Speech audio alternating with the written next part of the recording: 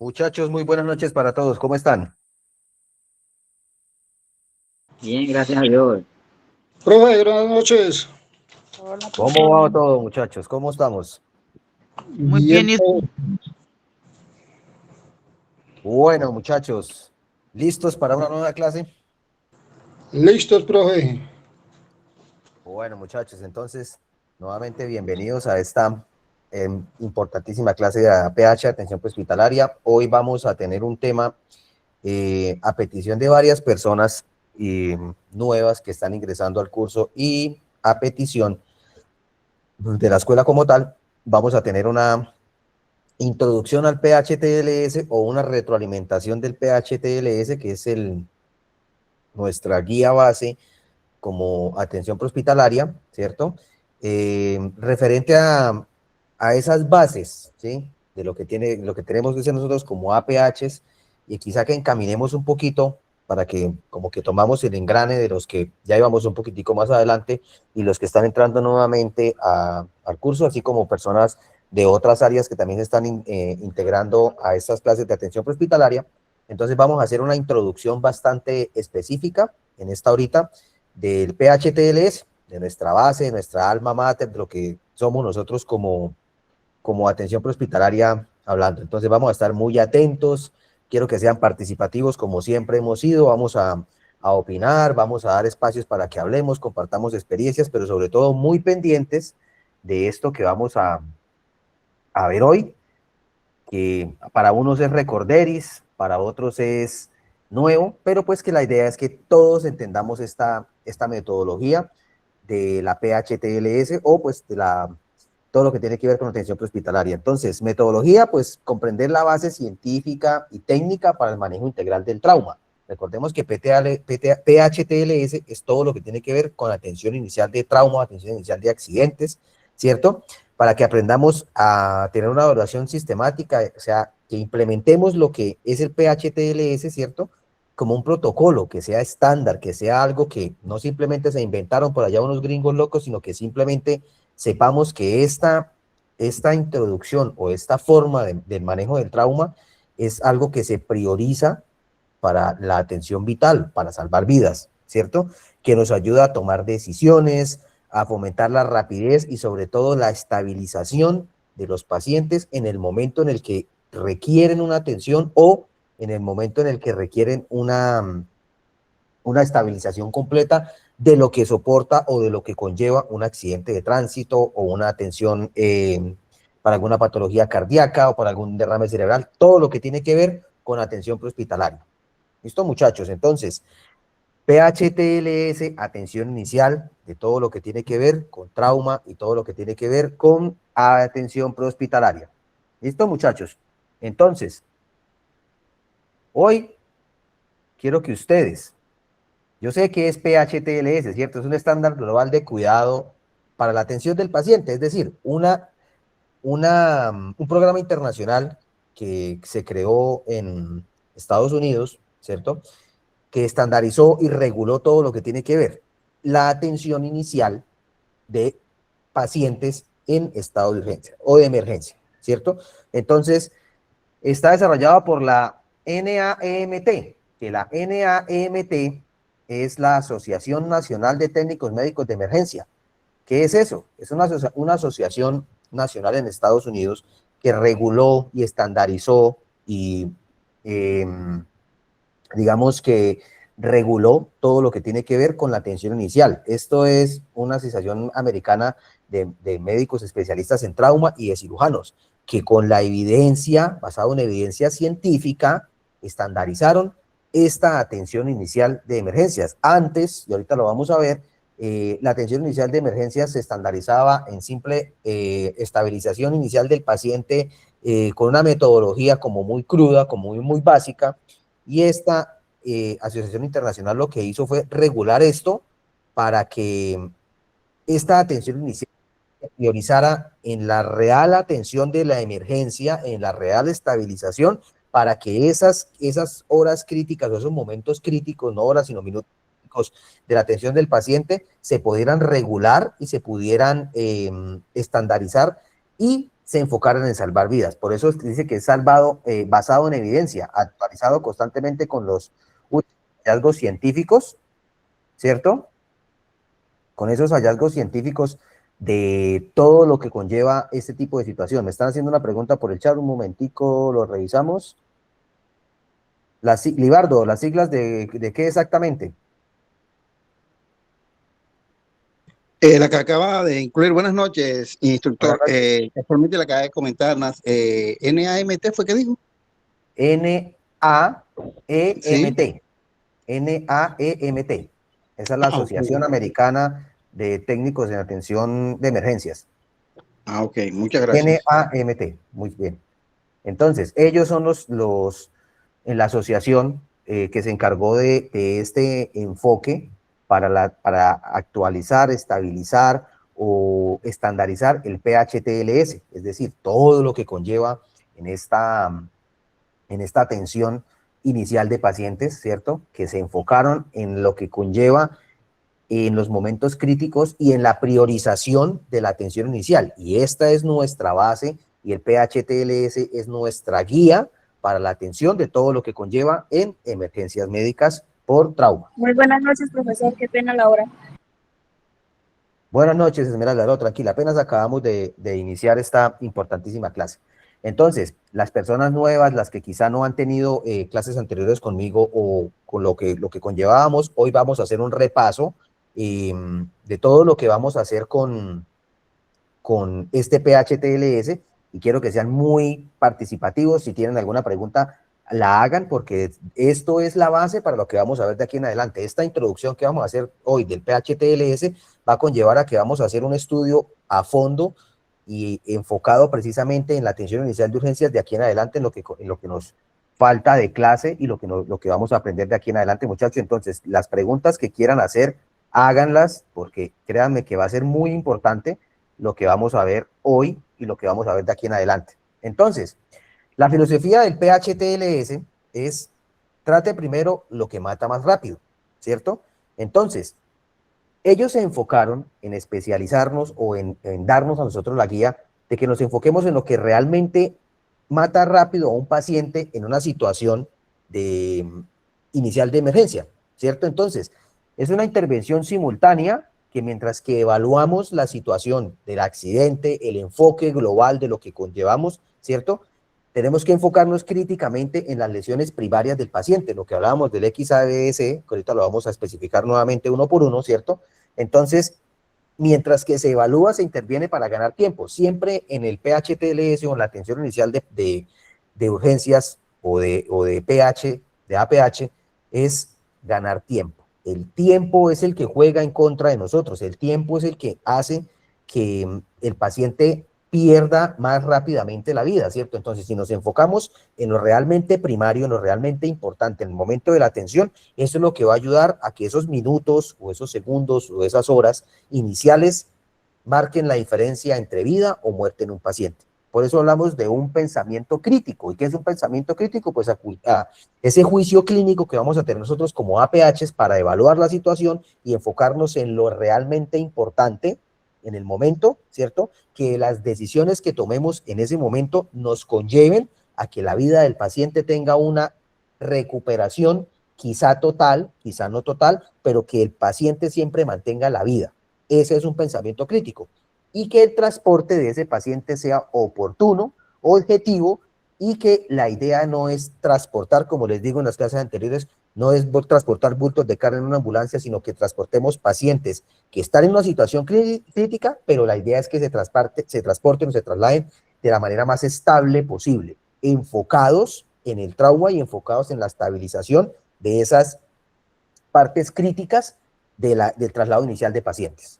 No sé si me hago entender o tienen alguna pregunta referente a lo que estamos viendo en este momento de la filosofía del PHTLS, muchachos. Jefe, qué pena. ¿Me puede repetir lo que estaba hablando? Qué pena. Bueno, que la filosofía del PHTLS es una intervención simultánea. ¿Por qué simultánea? Pues porque actuamos de manera sincronizada con los compañeros, ¿cierto? En tratar de intervenir para ganar tiempo. Teniendo un pensamiento crítico, ¿cierto? ¿Qué es pensamiento crítico? El análisis que vamos a hacer inicial de ese paciente y enfocados en lo más crítico, que la idea es enfocarnos en lo que más puede conllevar a la muerte del paciente o en lo que más puede conllevar a la complicación del paciente en el evento, ¿cierto? Para que haya un transporte oportuno de ese paciente, enfocados, ojalá enfocados, ¿cierto? En que el objetivo es trasladar a un paciente estable, lo más estable posible, y que ese traslado lleve a una situación adecuada de atención médica. Dime, Esmeralda, te escuchamos. Pues, por ejemplo, pienso yo, ¿no? Que digamos el paciente tuvo un accidente de tránsito, ¿cierto? Y tú, digamos, fractura de brazo derecho, digamos, y de pierna derecha, pierna izquierda, cualquier fractura que haya tenido, lo primero es en el movimiento como uno va a mover al paciente. Sí. Tiene que uno tener en cuenta de cómo hacer el movimiento al paciente para que, digamos, si hay una fractura, digamos, no se abra más la fractura, pienso yo, ¿no?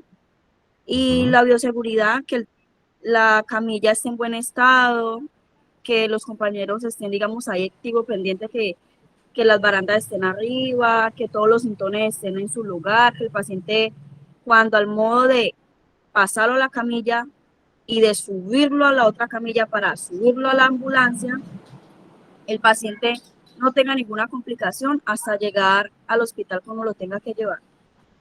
Exactamente. Eso es simplemente que el pensamiento crítico que vamos a tener en el momento conlleva a que la estabilización de ese paciente o la forma en la que yo voy a trasladar a ese paciente va a conllevar a que ese traslado sea oportuno y sobre todo, como decía Esmeralda, que sea de la manera adecuada para hacerlo.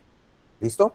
Entonces, basados en lo que vimos, vamos a hablar un poco retrocediendo en lo que era quizá antes del enfoque del PHTLS actual a lo que se hacía o lo que tratábamos antes de que la ANAEM entrara en cintura referente a esto y se volviera como un enfoque global del PHTLS.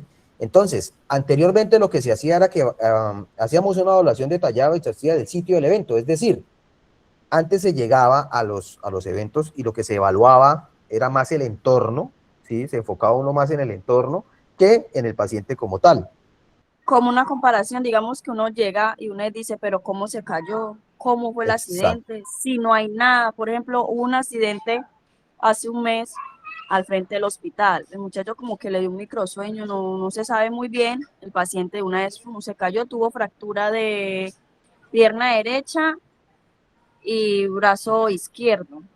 Tuvo fractura prácticamente el hombro y la rodilla y la cadera. Tuvo una fractura. Y pues primero se enfocaron en que cómo fue, sino que yo digo que uno tiene que enfocar, después uno pregunta cómo fue el accidente, sino que lo primero que uno tiene que hacer es mirar el paciente, si está consciente, eso sí, preguntarle cómo se llama, que el paciente esté tranquilo, mirar, tocar, qué fractura tuvo, ponerle, digamos, si toca colocarle el cuello, se le pone, bueno, todo. Eso es lo que uno más avanza, es que el paciente esté bien para llevarlo estable a la clínica, pues al hospital más cercano. Exacto. Entonces, esa evaluación detallada que se hacía antes era más, como decía Esmeralda, el enfoque en qué pasó, cómo sucedió, ¿cierto? Pero eso daba a que los largos tiempos en la escena se buscaban, o sea, buscando también diagnósticos definitivos. Sí, buscando diagnósticos definitivos, es decir, buscando diagnósticos que no ayudaban a la estabilización del paciente, sino estábamos buscando era causas globales, ¿cierto? Y no se priorizaban las lesiones visibles sobre una fisiopatología oculta, lo que no se ve, ¿cierto? Porque es ahí donde se tiene que hacer el enfoque crítico, el enfoque mental crítico, y el enfoque del PHTLS actual es una evaluación rápida dirigida a las lesiones que comprometan la vida del paciente, ¿cierto? Y es ahí donde aplicamos el XABCD, que ahorita lo vamos a desenglobar mucho más detenidamente, ¿cierto? Ejemplo, es una evaluación dirigida. Digamos, uno esté en el campo y no tenga nada para entablillar, coger un cartón o 2 palos o la misma blusa de la paciente, amarrarla para poder entablillar.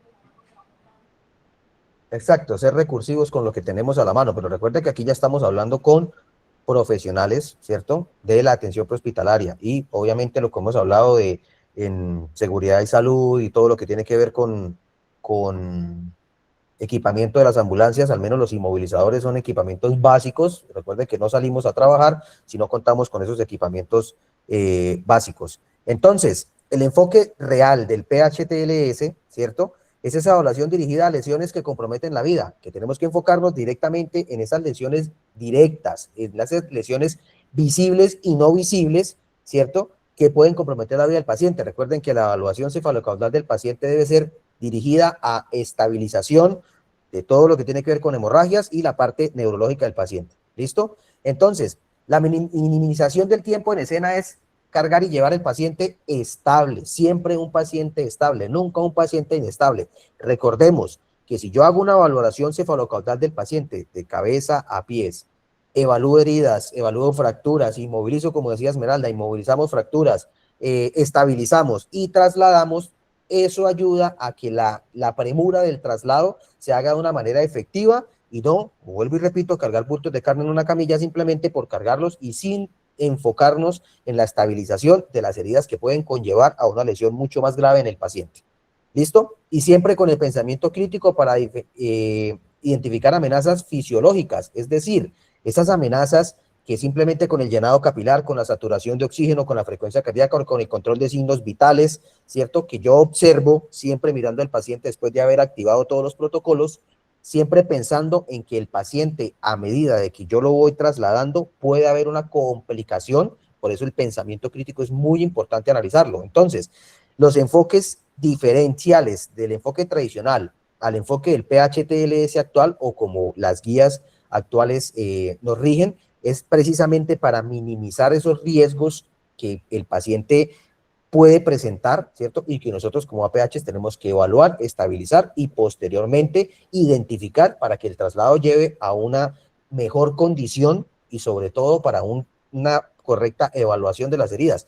Hago un pequeño paréntesis aquí y es importante tener en cuenta, si yo trabajo en una ciudad principal, llámese Bogotá, llámese Bucaramanga, Medellín, Cali o Pereira, es el análisis que yo tengo que tener como APH de ese traslado de ese paciente a un centro asistencial adecuado para las lesiones a las que el paciente está expuesto. Dicho esto, es hacerme entender, o para hacerme entender, es que muchas veces la premura del traslado del paciente estable, que yo ya estabilicé, que yo ya tengo el paciente sobre mi camilla y en la ambulancia y estoy en un desplazamiento, y llegamos con un paciente con un trauma craneoencefálico a un centro de salud.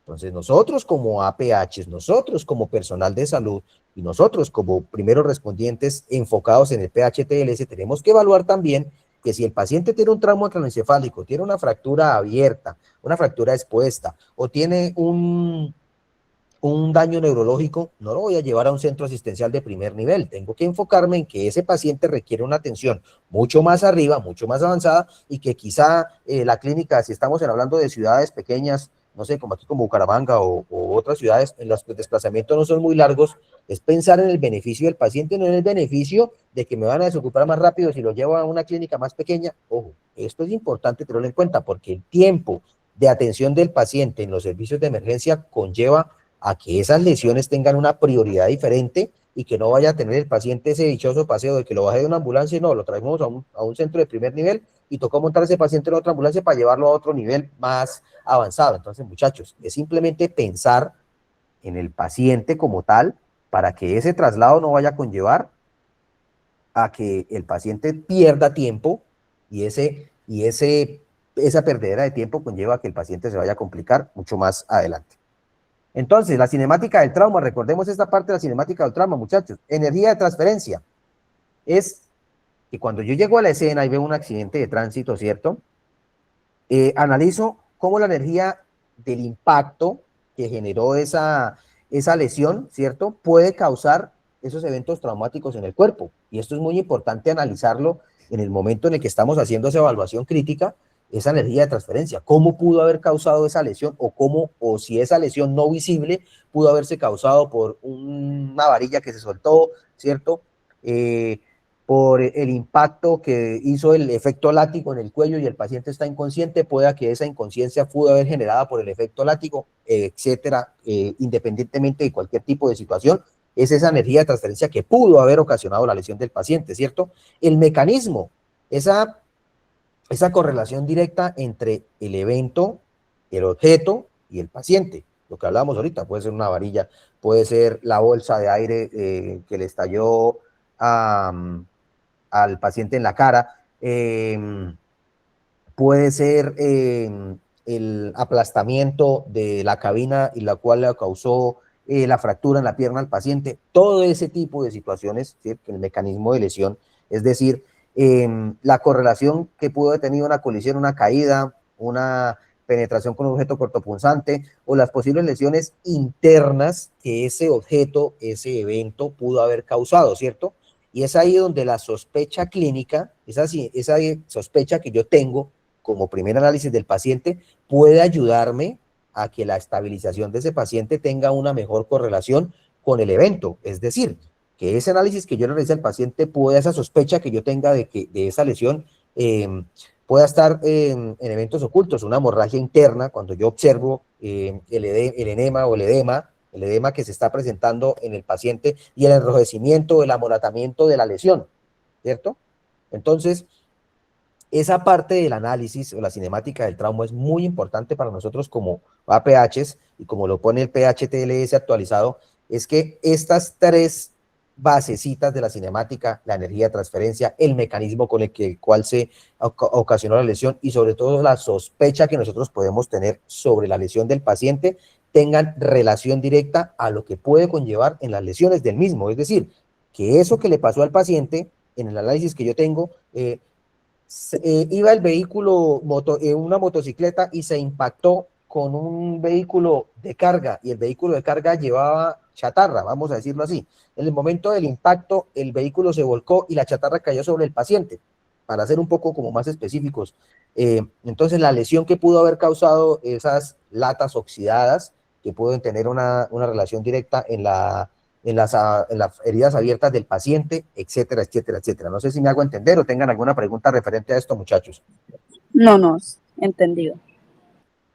Muy bien, ¿alguien más? ¿Alguna pregunta, muchachos? ¿Algún caso que quieran compartir referente a esto, a lo que estamos hablando ahorita de la cinemática del trauma, muchachos? Wilmer, ¿lo escuchamos? Profe, buenas noches, ¿cómo está? Muy bien, Wilmer, cuéntenos. Le comento, es que nosotros a lo que usted se refiere, cuando hay un accidente, llevarlo al nivel que corresponda, ¿verdad? Ok. En alguna ocasión tuvimos un accidente como a 3 cuadras del hospital donde yo laboro, que es de primer nivel. Ok. La señora fue un trauma craneoencefálico, un peatón que se atravesó, colisionó una moto y tuvo un impacto, tuvo trauma craneoencefálico moderado. Ok. Lo más lógico fuera llevarla a tercer nivel, que era nuestro punto de referencia hospital departamental, en el cual llegamos allá y no sé, los turnos personal que tienen un mal día, bueno, llegamos a triage y entregamos al paciente y el médico nos pegó una regañada que por qué lo llevábamos allá, que si estábamos a 2 cuadras del hospital, ¿por qué no lo ingresamos a primer nivel? Nosotros le decíamos, doctor, es que la señora tuvo un trauma craneoencefálico moderado. Pero no, el médico no entendió circunstancias y hasta nos dijo que nos iba a enviar un informe porque nosotros no éramos los que terminamos. Que nuestro paso a seguir era ingresarlo a un primer nivel, que estabilicen, que si tocaba entubar, que ellos eran los que se cargaban y nosotros teníamos que salir como en plan de emergencia hacia tercer nivel, pero es algo ilógico. No. No. Pues bien por ustedes que llevaron a ese paciente con un trauma craneoencefálico moderado a un nivel mucho más avanzado. Quizá los médicos en su actuar, en su enfoque, dicen muchas cosas como pasa en todos lados, pero el actuar correcto es eso. Dice dependiendo la lesión, pues dependiendo del traslado. Pero bueno, vamos a ya que generamos la discordia, muchas gracias Wilmer por el aporte, escuchamos a Brainer. Brainer, lo escuchamos, buenas noches.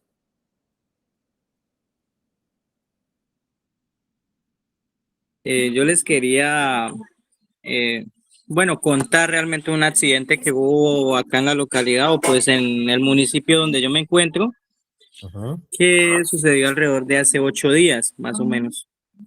Y sucedió que una mujer, sí,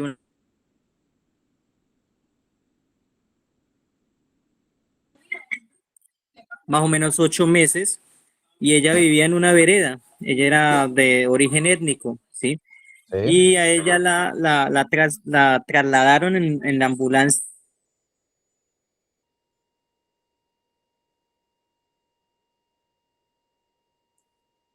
Brainer, estamos quedándonos sin señal, no lo escuchamos lo que nos está diciendo. ¿Me escuchan? No, se le va la señal. Démosle paso un momentico a Pablo y ya le volvemos a dar paso a Brainer. Pablo, buenas noches, lo escuchamos. No, profe, muy buenas noches para usted y para todos. Buenas noches. Bueno, no, hay varias cositas ahí que generan cierta curiosidad y cierto interés. Sí. Muchas veces la decisión de a qué nivel lo llevo primero, Profe, que le tengo pregunto. más cercano así, no sea de un nivel 3 y no esperar el viaje hasta un nivel adecuado, depende de muchas cosas. La primera, hay una cosa que es clara, en dónde me van a atender a mí primero, porque recuerde, no es lo mismo la atención intrahospitalaria o los traslados intrahospitalarios, o sea, lo que se llama comúnmente la referencia y la contrarreferencia, a cuando nosotros estamos haciendo es una atención prehospitalaria desde el lugar de un incidente hasta un centro asistencial. Son dos cosas completamente distintas. En este orden de ideas, en muchas oportunidades lo que uno hace, obviamente esto se da para muchas cosas, es entrar a un hospital, así no sea el nivel adecuado, pero si es en busca de un médico para que estabilice el paciente. Y le voy a colocar un ejemplo clarito, el de Miguel Turbay. Ese es un paciente que por el tipo de lesiones, porque fueron impactos de bala, ¿sí? Y a nivel cráneoencefálico que colocaron en riesgo, altamente en riesgo la vida de ese paciente, es un paciente que lo tenían que haber llevado a una clínica de superespecialidades. Pero ¿qué pasó? No lo llevaron, ¿por qué? Porque estaba muy retirado. ¿Qué fue lo que hicieron? Lo llevaron hasta un hospital de un nivel inferior, ahí lo estabilizaron, alistaron un profesional de la salud para que tripulara la ambulancia y ahí sí lo pudieran llevar a otro centro asistencial donde sí tuvieran todos los equipos, todas las especialidades que ese paciente requería para su manejo. ¿Me hago entender? Ok, sí señor. Pues, listo, entonces eso va por un lado, ¿listo? sí. Entonces ahí hay factores que son muy importantes y vuelve y juega. Nosotros podemos hacer muchas cosas, pero hay muchos procedimientos que nosotros no podemos realizar. Yo por lo menos he sido un crítico grandísimo del PHTLS, porque siempre lo digo y lo sostengo, es una formación de excelente calidad, pero es una formación que nos enseña a hacer cosas que bajo la legislación colombiana, en un muy alto porcentaje no podemos realizar. Entonces, vuelve y juega, todo depende. Qué pena, ¿A qué? compañero. Siga, ¿quieres decir algo? Sí, le pregunto es como por preguntar, digamos, hay un accidente de tránsito y la fractura es expuesta, ¿qué procedimiento se debe que hacer ahí? Profe, ¿respondo o la responde usted, profe? Va, pues Pablo, en tu conocimiento respóndela y yo ya le explicamos a Esmeralda referente a eso. Bueno, entonces vuelve y juega. La primera pregunta es, ¿tú eres primer respondiente, primer respondedor o en qué calidad llegas a la escena? Llegamos nosotros como primer respondiente en la ambulancia a una escena y como dice Esmeralda, encontramos un paciente con una fractura abierta, expuesta, con un sangrado activo. Listo, entonces ahí empezamos a cambiar términos, no llegamos como primeros respondientes, sino como primeros respondedores. El primer respondiente es el que está en el sitio, el que va pasando por ahí y se encontró el paciente. Vamos nosotros a decirle, nos encontramos el paciente. En ese caso, lo que tenemos que hacer básicamente es una valoración de la escena, seguridad de escena, situación, ¿sí? E iniciamos una identificación rápida del paciente y una valoración rápida del paciente. Paciente respira, paciente tiene pulso, en qué parte anatómicamente tiene la lesión, ¿sí? Y solicitar el apoyo a la ambulancia. Ahora, llegan los primeros respondedores. Cruz Roja, Defensa Civil, bomberos, la ambulancia XYZ SOAT y llegan a atender. Ya ellos tienen que llegar, inmovilizar, realizar la valoración secundaria y la valoración o evaluación en ruta hasta el centro asistencial, y ahí ya proceden ellos a generar inmovilización, tracción, estabilización del tipo de lesión, y si es una fractura abierta, pues muy probablemente va a tener compromiso venoso o arterial, ¿sí? Va a tener sangrados, entonces van a tener que empezar a hacer control de los sangrados, de heridas sanguinantes, ¿sí? ¿A qué va eso? Vuelve y juega, al tipo de lesión. Si lo que tiene fracturado es un miembro superior, pues está relajado porque son huesos cortos, venas pequeñas, arterias pequeñas, eso no da para un sangrado de importancia. Pero si la fractura abierta es una fractura a nivel de fémur, que es un hueso largo, donde tenemos la arteria femoral, que es la más grande de todas, y donde tenemos músculos como el femoral, donde se pueden albergar hasta 3 litros de sangre cuando el cuerpo tiene entre 3 y 5, pues eso es rápido manejo y traslado al centro asistencial más cercano para estabilizar a ese paciente. ¿Por qué? Porque es que nosotros, con una herida, por ejemplo, de una fractura abierta, pero sin compromiso del músculo, sí, se fracturó el hueso, pero no rompió músculo, pues hay una hemorragia interna y esa usted no la puede manejar en la ambulancia, tiene que llegar rápido y hacer un procedimiento en camino.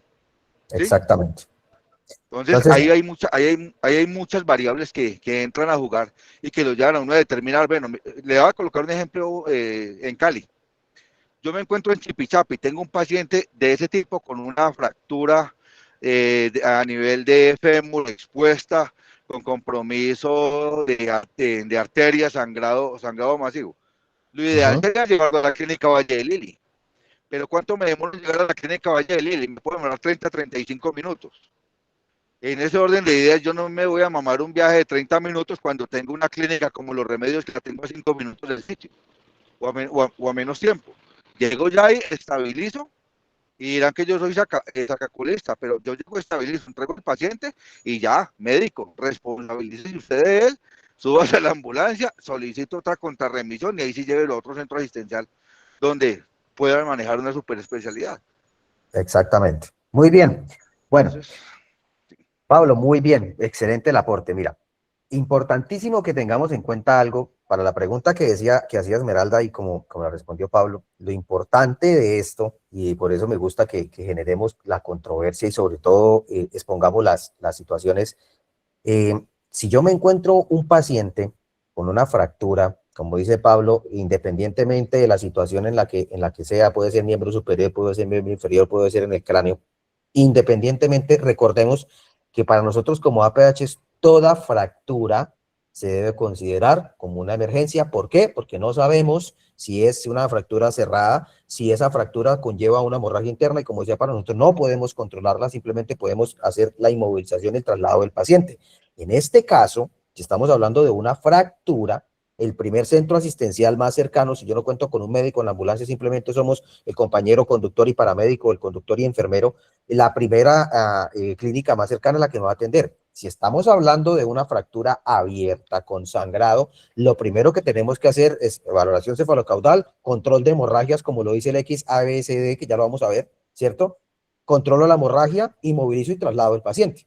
Eso es primordial en cualquier tipo de situación, y el traslado de ese paciente, como dice Pablo, debe ser a un centro asistencial, que el más cercano que tengamos, para que la estabilización y control directo de esa lesión la haga un médico, el cual es el que se va a encargar de ese paciente.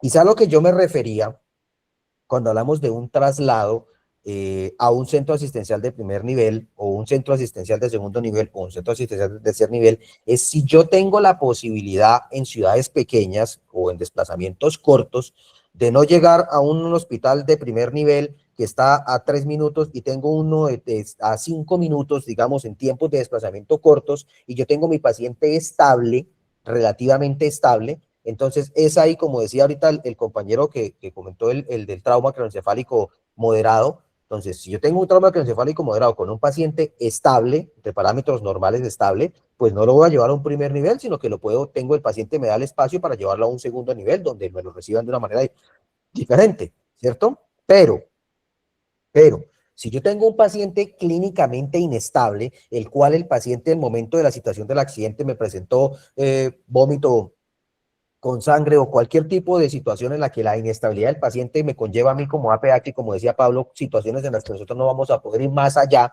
de la atención de ese paciente, por eso el pensamiento o la sospecha clínica o el pensamiento crítico es ahí donde me tiene que, para mí como APH, pensar en la estabilización de ese paciente en el centro más cercano para que una estancia superior a mi conocimiento sea el que estabilice ese paciente y posteriormente traslademos a un evento superior. Es ahí donde nosotros hacemos ese paréntesis o ese enfoque, y Pablo tiene mucha razón en que yo trato de solucionar la situación crítica del paciente en el centro asistencial más cercano. Es simplemente, lo digo yo, es por el hecho de que muchas veces tenemos una clínica de un nivel mucho más avanzado, un hospital mucho más avanzado a muy poco tiempo, e ingresamos un paciente inestable o estable a una situación en la que va a conllevar a pérdida de tiempo. Wilmer, lo escuchamos. Profe, ¿lo puedo interrumpir antes de que le dé paso a Wilmer? Sí, dígame, Pablo. Wilmer, ya te doy paso. Mire, por ejemplo, yo me muevo mucho en el área rural de un municipio que se llama Yumbo, que está a 15 minutos de Cali. Sí. Entonces, por ejemplo, en los planes de contingencia siempre me los critican porque yo coloco traslado del paciente directamente a las clínicas de Cali. Entonces, ahí me dicen, pero ¿por qué si usted aquí a nivel local tiene un hospital? Yo siempre les digo, sí, pero es que este hospital es escasamente un terminal de transportes, donde todo paciente que llega inmediatamente lo suelen a otra ambulancia y se lo llevan, porque aquí no tienen, ni siquiera tienen médicos para atender. Entonces, en esos casos, yo esos hospitales me los salto. Me lo salto de una sola, porque ¿para qué va a perder uno tiempo? Ni siquiera para casos de urgencia, no de emergencia. Exactamente. Entonces, ahí es donde entra uno a manejar esa partecita. Exactamente, Pablo, muy bien. Esa es la situación en la que nosotros tenemos que enfocarnos en el beneficio del paciente. Wilmer, lo escuchamos.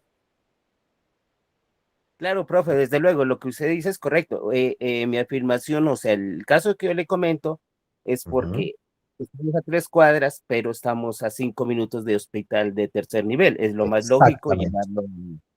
Y la controversia que yo le digo, o sea, uno no entiende porque nosotros acá a cada momento se sale con pacientes con urgencia vital, que salimos con médico, auxiliar, conductor. Exacto. Y se llega al tercer nivel y ese es las peleas más duras, que porque la otra es que no pueden manejarlo allá. O sea, acá en Nariño siempre ha habido esas controversias, esos inconvenientes, se tiran mucho los médicos de institución a instituciones, y eso Sí. que son públicos. Eso es el diario vivir de todos lados, así como Pablo en Cali y todos los compañeros que hemos tenido las situaciones. Eso es el diario vivir de todo, porque todos se quieren tirar la pelota el uno al otro por simplemente el hecho de no recibir el paciente. ¿Sí o no, Pablo? Profe, mira, aquí hay una cosa curiosa. Por ejemplo, yo ya no estoy metido con el gremio de ambulancias, pero por ejemplo en Cali es obligatorio que cuando usted recoge un paciente, hablemos de los pacientes de SOAT específicamente, o de los que son de traslado intrahospitalario, usted tiene que reportarlo a salud pública. Y reporta, mire, central, esta es la ambulancia número tal, tengo paciente así, así, así, así, así. Y de una vez la central le dice, remítase a tal centro asistencial. Pero si usted lleva un paciente a una clínica que no haya sido referido, a usted no le reciben el paciente. Yo sé que exactamente lo mismo pasa en Bogotá. Si usted no refiere al paciente, ni lo lleve. Exacto. La única forma de que un paciente sea recibido en cualquier institución de salud pública o privada es que vaya en situación de urgencia vital. Es la única forma en la que o que sea una paciente materna, digámoslo así, con un riesgo de óbito fetal. De resto, pero si aún usted no así, presenta al paciente, sí. Pero aún así, jefe, todo paciente que se suba a una ambulancia tiene que ser reportado al centro Sí, regulador de claro, urgencias. claro, O sea, el si centro usted de no lo urgencia. reporta, no lo puede subir, es así de sencillo. Ahora, que usted Exactamente. ya vaya, por ejemplo, con el paciente del hospital de Pasto a Túquerres y en el camino se le agravó, ahí sí que pena, el primer centro asistencial al que yo me encuentro, entro. ¿Por qué? Porque es que no alcancé a llegar. Exactamente. Eso ya Exactamente. es otra cosa ahí. Exactamente, Profe. muy bien. Señor. No, acá en la ciudad de Pasto, si se maneja el centro regulador, se maneja con el CEN, pero el Ujú. personal, el auxiliar de ambulancia, es el que determina a qué nivel se transporta al paciente. Nosotros no debemos informar. Nosotros informamos a nuestra central, ejemplo, salimos con paciente, encontramos el sitio a primer nivel o a tercero que aquí se encuentra, pero nosotros no debemos informar al CEN.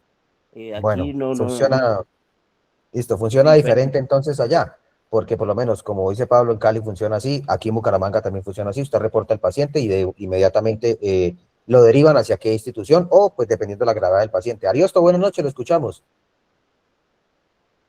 Buenas noches, profe. Bueno, lamentablemente la salud en Colombia, digamos que siempre ha sido un tema, digamos, muy complejo, ¿cierto? Sí, Lamentablemente, lo que habla el compañero, el tema de las urgencias de las personas, lamentablemente se vuelve un negocio. Sí, pues digo, por eso hablo en nivel general, que la salud en nuestro país se ha vuelto, primero que es de una calidad muy baja y segundo, ya lo tienen como un negocio. Cuando hay accidentes sí. de tránsito, siempre refieren un paciente al mismo hospital, a la misma clínica o al mismo centro asistencial. Todos los de accidente de tránsito van a un solo hospital, ¿cierto? Porque ese es el negocio. Sí, entonces, digamos, se vuelve el negocio desde las personas que trabajan en ambulancias, de que cuántos pacientes me trae y que tiene que ser ese hospital. Y todos van referidos por SOA a un hospital. Por ejemplo, aquí en Bogotá, los de accidente, solo de accidente de tránsito van a un mismo hospital independientemente de donde estén. ¿Cierto? Me pasó un caso muy particular donde a mí un hermano se me estrelló contra un bus, la moto, y estaba digamos, no sé, 5 minutos Ujú. del hospital más cercano, ¿cierto? Mi hermano tuvo trauma, tuvo una fractura en el hombro, en el impacto cuando salió inyectado de la moto, en el hombro, tuvo una fractura en la pierna y tuvo fractura en costillas. Mi hermano quedó consciente, quedó en el déficit neurológico, obviamente era una persona que estaba bien, porque Sí, coordinaba lo que decía, pero cuando la ambulancia lo recoge, de llevarlo al sitio más cercano, lo lleva al sitio más lejos. Ese es el famoso paseo de la muerte, ¿sí me entiende? Mi sí, hermano tenía fracturas de costillas. Entonces, cuando él se fractura las costillas, obviamente las costillas perforan los pulmones. sí, Entonces, claro. él se sentía un poco, digamos, con falta de oxígeno, porque pues empezó a sentirse mal, porque obviamente, imagínese, perforar los pulmones, pues obviamente uno empieza a sentir que la respiración le hace falta, ¿cierto? Pero él Sí, estaba claro. consciente. Cuando lo suben a la ambulancia, mi hermano se torna inconsciente, obviamente por el tema de falta de oxígeno. Cuando él entra, digamos, a estado inconsciente, pues obviamente cuando una persona entra a estado de conciencia y falta aire, pues ¿qué le va? Pues le da un paro respiratorio, ¿cierto? Por falta de oxígeno. Ujú. Entonces, mi hermano sube a la ambulancia consciente y cuando llega al hospital ya está inconsciente. Mi hermano le dieron 3 paros respiratorios. Lo sacaron de 3 paros, pero obviamente, digamos, a veces la negligencia de los hospitales es recibir al paciente y que se muera para cobrar seguro. Lamentablemente es así. Sí, y pues me Ujú. perdono los que trabajan en temas de ambulancia y de verdad pues también están vinculados en temas de administración, pero pues, como dice el cuento, se tiene que decir y se dice. Sí, claro. Lo importante es que llegue al hospital y cobro el seguro, porque como el suave es pulpita en la plata, entonces le cobro hasta que lo que no le hago. Entonces, lamentablemente, no llega al hospital, no lo atienden, o sea, digamos, donde como lo tienen que atender, sino empiezan no, que mandémoslo a esa sala de radio X para mirar las fracturas, y eso cuando obviamente era un trauma, un trauma que estaba afectando internamente y mi hermano estaba, primero, pues obviamente los pulmones perforados y segundo, pues obviamente tenía una hemorragia interna. Ujú. Entonces tenían que actuar directamente, era el punto, porque obviamente así tenía que ser, ¿cierto? Una fractura Sí. espera, ¿cierto? Una fractura espera, un hueso espera y no, pero entonces, ¿qué pasó? Mi hermano entró en paro respiratorio y mi hermano murió. ¿sí? Entonces ahí viene el cobro. Entonces ya que le cobran una cosa, que le cobran otra, que no sé qué, mucho de todo. ¿Sí me entiende? Entonces, teniendo en cuenta de que el hospital más cercano estaba ahí y se puede haber salvado la vida, ¿cierto? Pero pues como es un negocio, entonces, llévemelo. Entonces, ¿qué yo decía? Por ejemplo decía, si yo fuera llegado a la escena y la ambulancia fuera llegado y me dice a mí, no, es que yo lo llevo para tal clínica, yo no lo voy a llevar. Y que se pare que tenga que pasar en la cabeza. Me lo llevo en un taxi. Y yo me hago responsable de eso. Porque es que a veces le toca a uno actuar así. ¿Por qué? Porque la idea es, digamos, salvar la vida. Ah, que es que la ambulancia, que es que yo me lo llevo en un taxi. Y tengo el derecho porque soy el familiar y me lo llevo en un taxi. Y nadie me lo... O sea, si, obviamente puedo conseguir a alguien que me lo lleve en un carro o un carro X. Pero me lo llevo. O sea, si yo lo fuera hecho, yo fuera todo así. Y creo que si me vuelve a pasar, vuelvo y lo hago. Porque esas Bueno, negligencias no pueden pasar. O sea, la exacto. clínica más cercana y llevarlo a una clínica que está a 40 minutos, pues nada.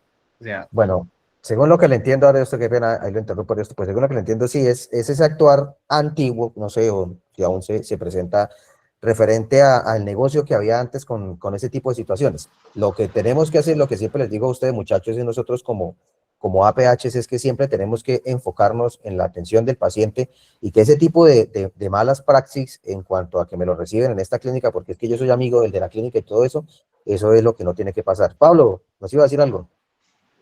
Venga, profe, voy a ser abogado del diablo. Ujú. Hay que entender que hay dos tipos de ambulancias en el medio. Las de la red de salud pública, cuya prioridad son los traslados intrahospitalarios, Sí, hospital a hospital, hacer referencia y contrarreferencia. Y que en la red pública serían los que están obligados a atender a los pacientes que están por diferentes causas en la calle. sí. La otra es la red de ambulancias privadas. Y no tiene por qué dar pena decir que sí, eso es un negocio. Y usted en un negocio, usted no trabaja para perder plata. Usted tiene que cobrar porque si usted no cobra, ¿con qué le va a echar gasolina a los vehículos? ¿Con qué les va a hacer mantenimiento? ¿Con qué va a pagar las nóminas? ¿Con qué las va a dotar? Y eso es una cantidad de cosas. Entonces, sí es claro, es un negocio.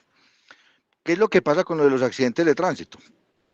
Yo lo digo porque yo manejé ese negocio un buen rato y resulta que es que uno pasa todo paciente, uno tiene que llenar unos datos frente a las aseguradoras y uno pasa, por ejemplo, el cobro tiene para pasarlo los 5 primeros días de cada mes. Entonces vamos a colocar un ejemplo. Hoy estamos a ¿cómo? A 12. 12. Entonces resulta que yo atendí a un paciente hoy. Yo no puedo pasar mi cuenta de cobro por ese traslado de ese paciente hoy, me toca esperarme hasta el 5. Desde el 12 hasta el 5 de marzo, ¿cuánto tenemos? Tenemos prácticamente 20 días, 20 días. literalmente. Resulta que después de que yo paso ese cobro, ellos tienen 90 días para responderme y decirme, ese documento está listo para cobrar o devolvérmelo y decírmelo, no, qué pena es que eso tiene una firma mala y me lo devuelven y entonces eso ya se me convierte a 180 días. ¿Sí? Exacto. Porque así es que realmente funciona. Y uno muchas veces termina haciendo cobros de traslados de ambulancia hasta de un año completo y le toca con demandas y una cantidad de cosas.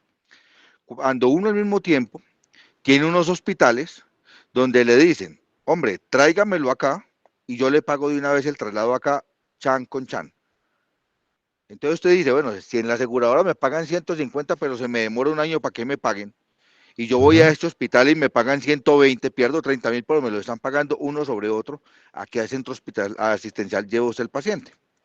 Ahora, Exacto. viene la otra, vuelve y juega, entendiendo que esto sí es un negocio. ¿Qué pasa? Usted llega al centro hospitalario con el cual usted tiene el convenio.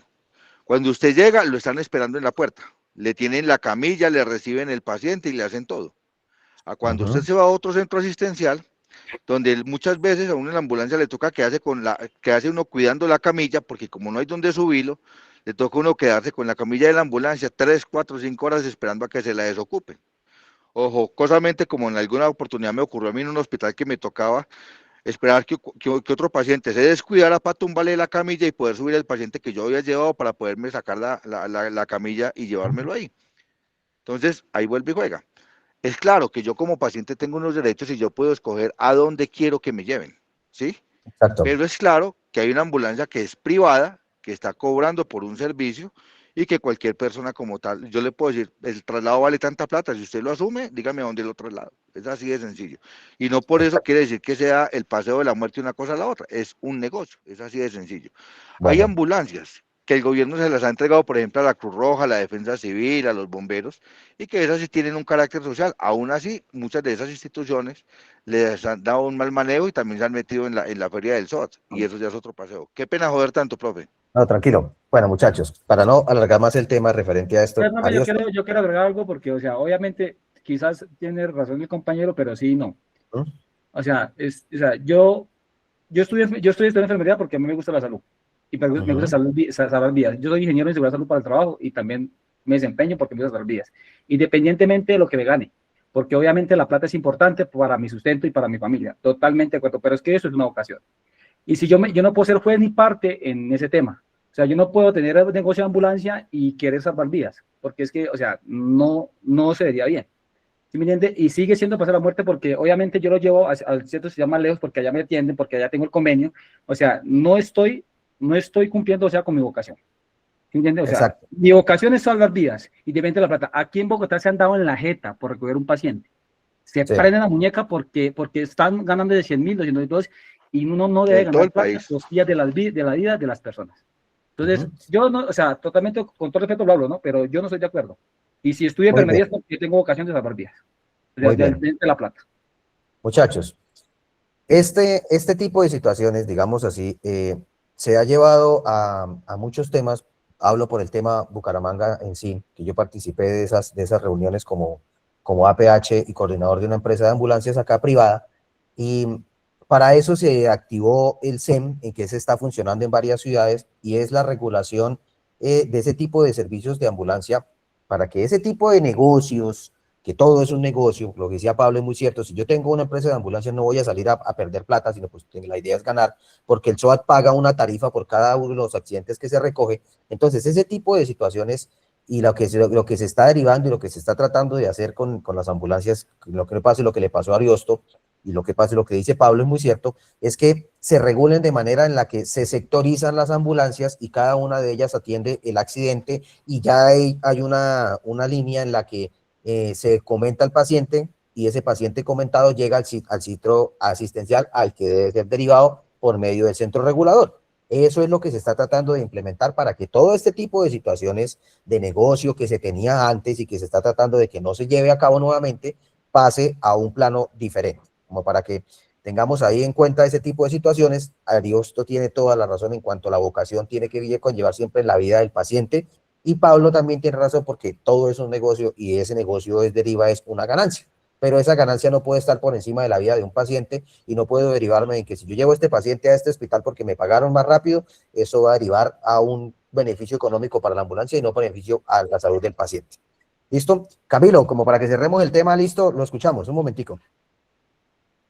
Profe, buenas noches, gracias. No, pues, debido al tema que están ahí hablando los compañeros, yo trabajé durante 8 años en las ambulancias privadas de Bogotá.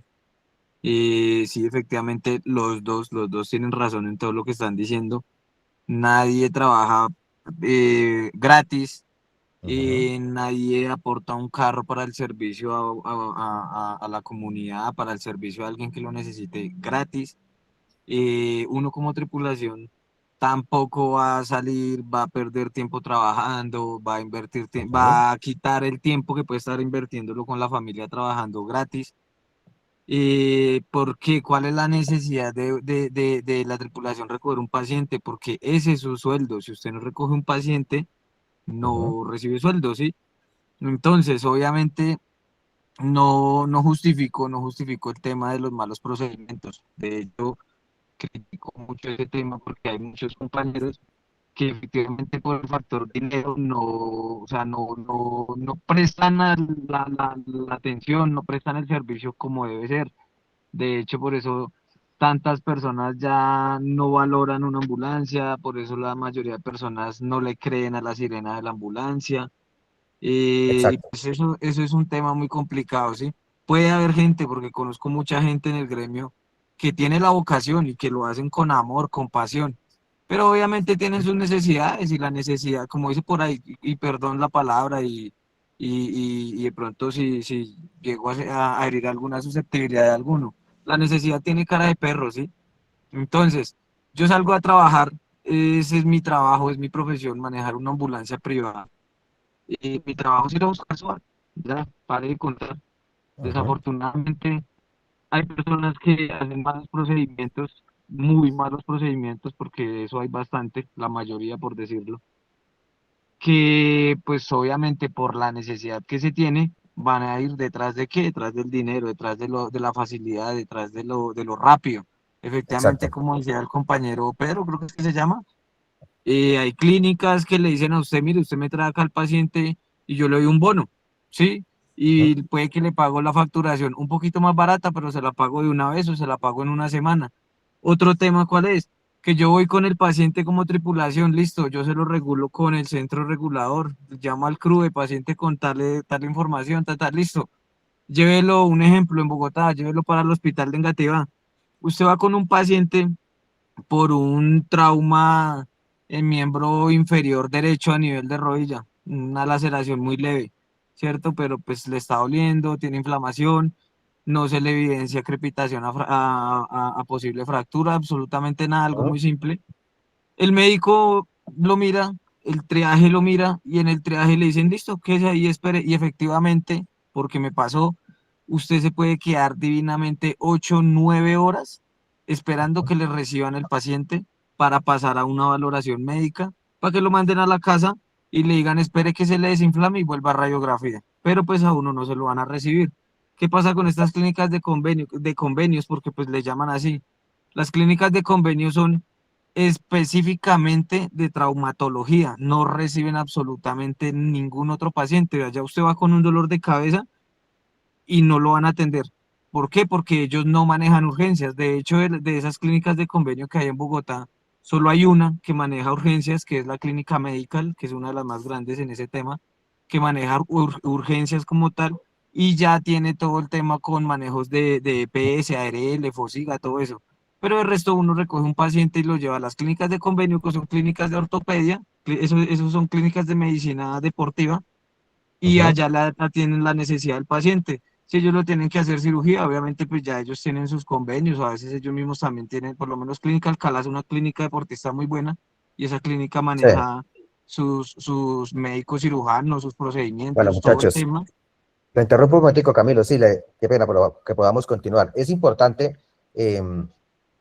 que nos enfoquemos realmente en que esto que estamos hablando, sí, tiene una derivación muy importante y es que todo lo que estamos haciendo debe ser enfocado y ya sacarnos de la cabeza ese negocio como tal, ¿cierto? Porque hoy estamos formando APHs diferentes en situaciones diferentes.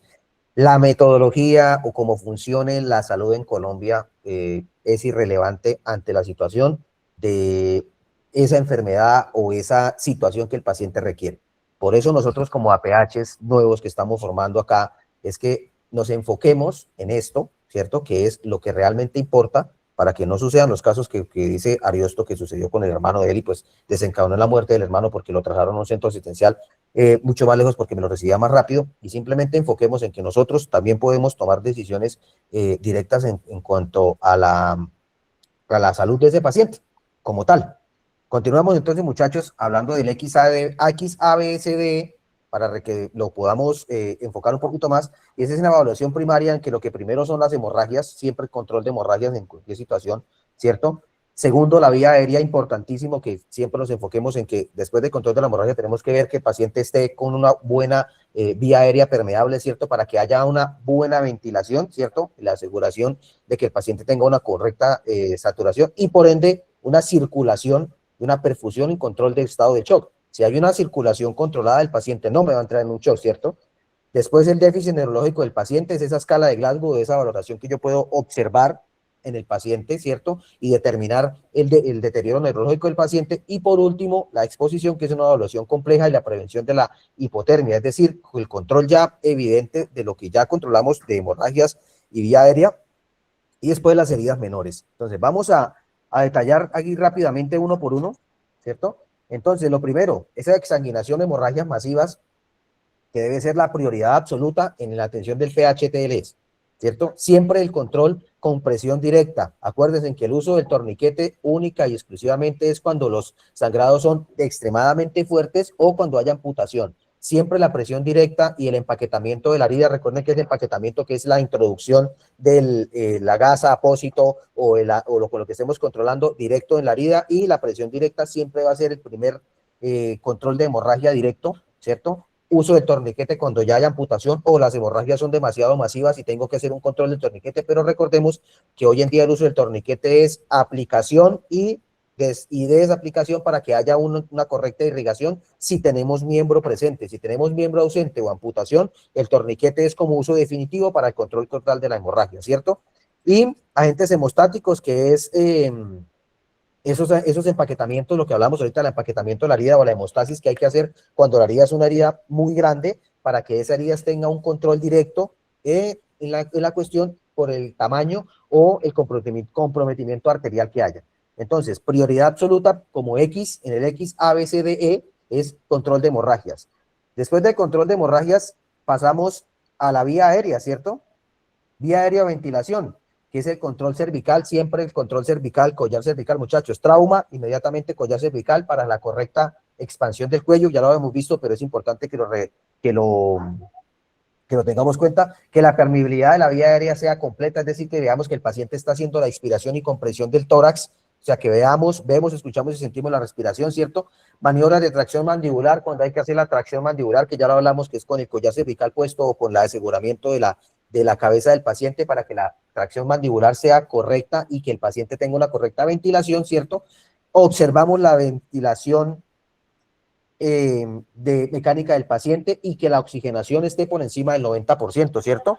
Y auscultación, si contamos con los dispositivos para auscultar, que la ventilación del paciente sea correcta y no haya la crepitación o haya algún tipo de broncoaspiración en ese paciente. Todo esto es en atención prehospitalaria. No estamos hablando de atención médica especializada, sino que el control de la vía aérea y todo lo que conlleva en la parte de vía aérea y ventilación esté conllevada a que el paciente tenga una correcta inspiración y que esa vía aérea y esa respiración del paciente tengan una permeabilidad y una continuidad.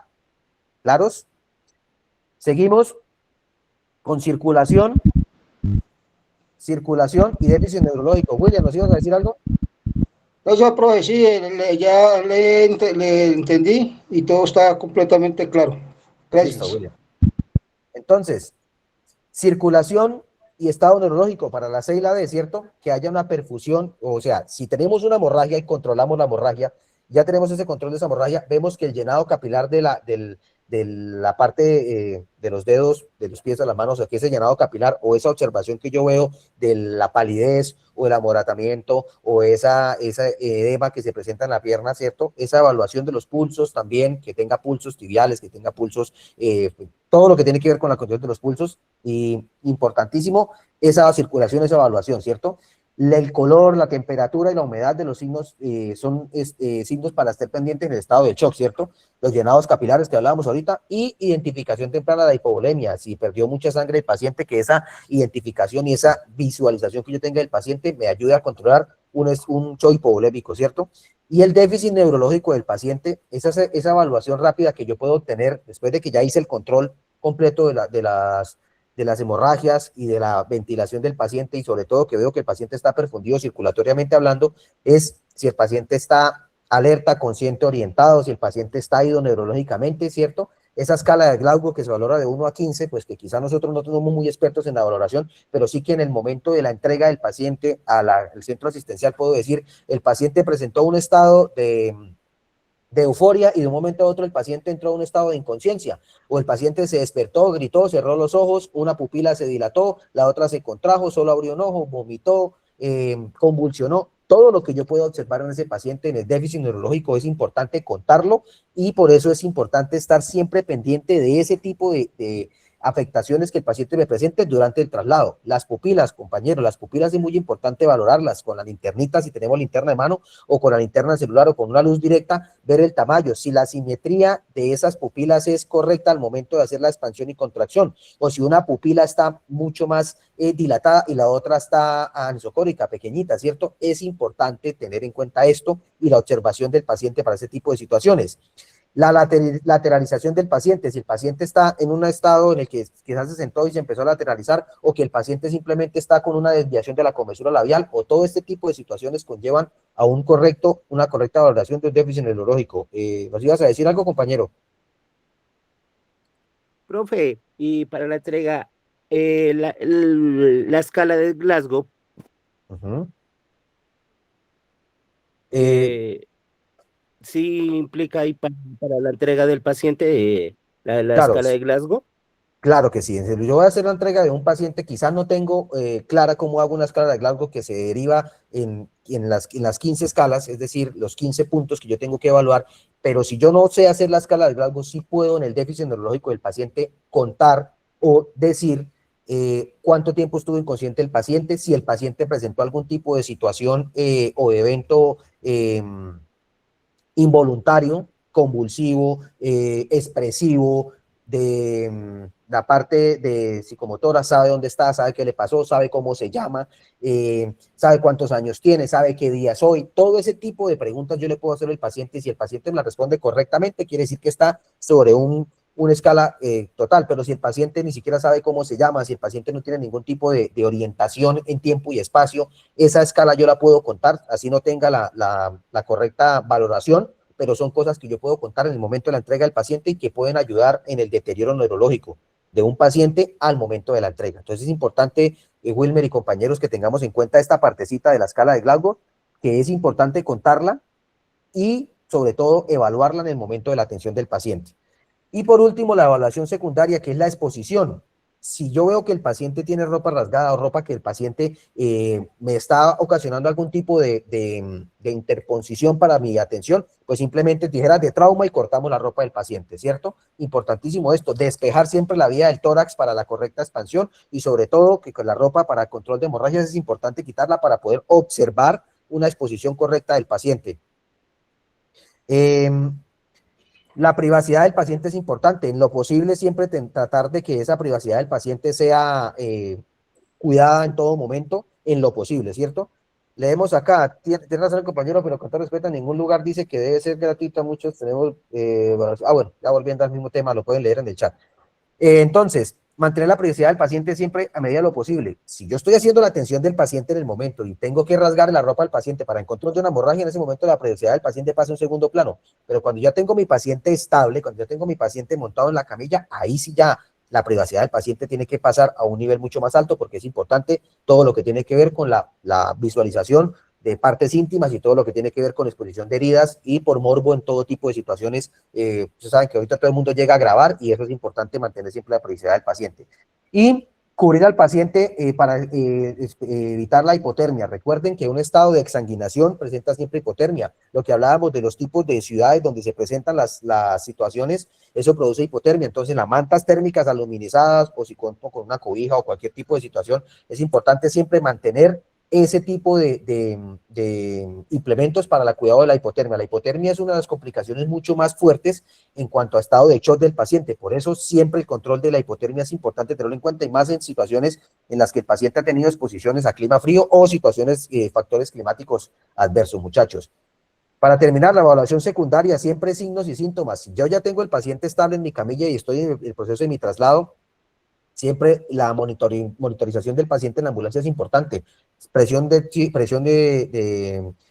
arterial, saturación de oxígeno, frecuencia cardíaca, y todos los implementos que yo tenga son importantes tenerlos. Preguntarle al paciente si está consciente de algún tipo de alergias o medicamentos que esté tomando, también es importante tenerlo muy en cuenta al momento. Si el paciente es algún paciente hipertenso, anticoagulado, cualquier tipo de situación y no carga las manillas de identificación, preguntar ese tipo de situaciones también es importante para todo tipo de situaciones, ¿cierto? Y sobre todo, si el paciente comió o no comió, y todos los eventos relacionados a lo que estamos hablando. Ese tipo de información también de evaluación secundaria también es muy importante que tenga correlación al momento de la evaluación de un paciente, porque todo lo que conlleva a esa atención de ese paciente y en la entrega a la parte de atención hospitalaria en el hospital, esa información puede manejar cierta importancia al momento. Entonces, concluyendo todo lo que hemos hablado, muchachos, para una excelente atención hospitalaria es evaluación rápida del paciente, priorizamos las amenazas diferentes que presente el paciente,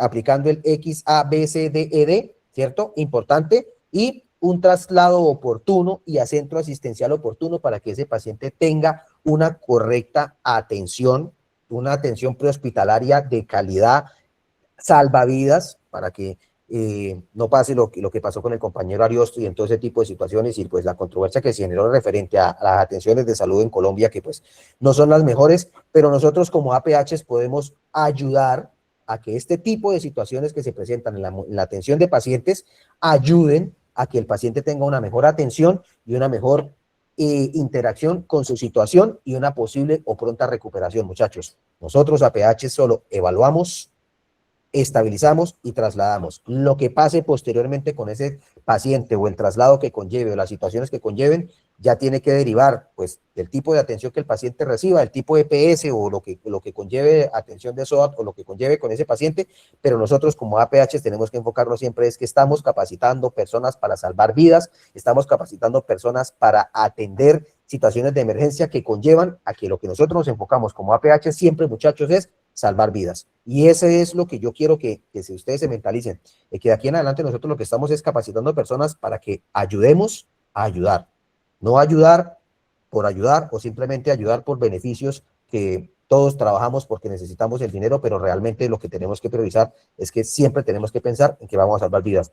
Muchachos, muchísimas gracias por la atención a esta clase. La verdad que espero que hayamos podido despejar muchas dudas y sobre todo que este tipo de situaciones que se presentan y que generan controversia, no las presentemos, no las tengamos nosotros como tan arraigadas a que nos enfoquemos, como decíamos, nosotros somos APHs y nosotros tenemos que enfocarnos en que la atención tiene que mejorar y no es mejorar, así los servicios de salud sean como sean en Colombia.